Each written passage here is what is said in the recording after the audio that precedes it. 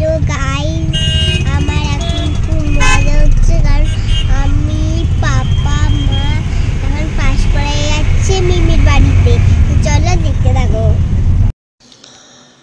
তোমরা তুলতুলিকে দেখে বুঝতেই পারছো এটা শীতকালীন একটা ব্লগ, তোমাদের সাথে শেয়ার করতে অনেকটাই লেট হয়ে গেল। আমরা এখন দক্ষিণেশ্বর ব্রিজ ক্রস করছি আর তোমাদেরকেও মায়ের মন্দিরের দর্শন করিয়ে দিলাম। তো আমরা পাঁশকুড়া যেদিনকে যাচ্ছিলাম এটা সেদিনকার ব্লগ। তো আমরা অনেক দিন ধরেই যাব করছিলাম পাঁশকুড়াতে, কিন্তু সময় হয়ে উঠছিল না। তো ফাইনালি আজকে আমরা পাঁশকুড়া যাচ্ছি আর এটা ফেব্রুয়ারি মাসের একটা ব্লগ। তো সেদিনকে আমরা পাঁশকুড়া গেছিলাম আর বেরিয়েছিলাম আমরা বিকেলের দিকে।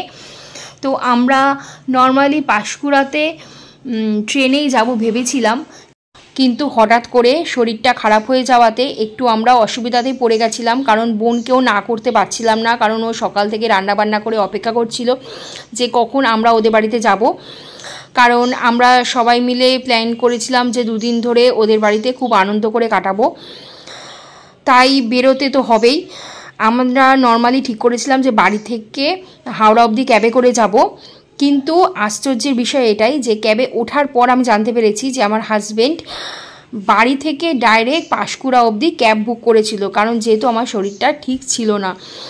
তো এটাতে আমার সুবিধাই হয়েছে, আমি কিছুক্ষণ গাড়িতে রেস্ট নিয়েছি। আর তুলতুলিও যেহেতু সদ্য শরীর খারাপ থেকে উঠেছে, সেটা ওর জন্য অনেকটাই ভালো হয়েছে, কারণ লং জার্নি ট্রেনেতে অফিস টাইমে বুঝতেই পারছো কতটা চাপের ওর ক্ষেত্রেও। আর আমরা এখন গ্রামে ঢুকে গেছি, মানে পাঁশকুড়াতে আমরা পৌঁছে গেছি, ওদের গ্রামেতেও আমরা ঢুকে পড়েছি। আর কিছুক্ষণ পরেই কিন্তু ওদের বাড়িতে আমরা পৌঁছে যাব। তো চলে এসেছি ফাইনালি ওদের বাড়িতে। মাসির মুখটা দেখি, মাসি তো, আরে আমি মানুষটা আছি এখানে।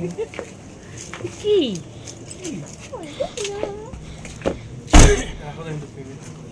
যাওয়া যাক? হ্যাঁ যাওয়া যাক।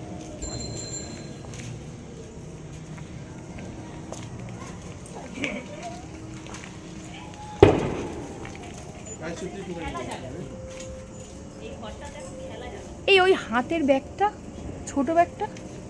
পাঁশকুড়াতে আমরা কিভাবে কাটালাম, কতটা এনজয় করলাম, পুরোটা তোমাদেরকে দেখাবো পরবর্তী ভিডিওগুলোতে। তো আজকের মতন ব্লগটাকে এখানেই শেষ করলাম, আবার দেখা হবে নেক্সট ব্লগে।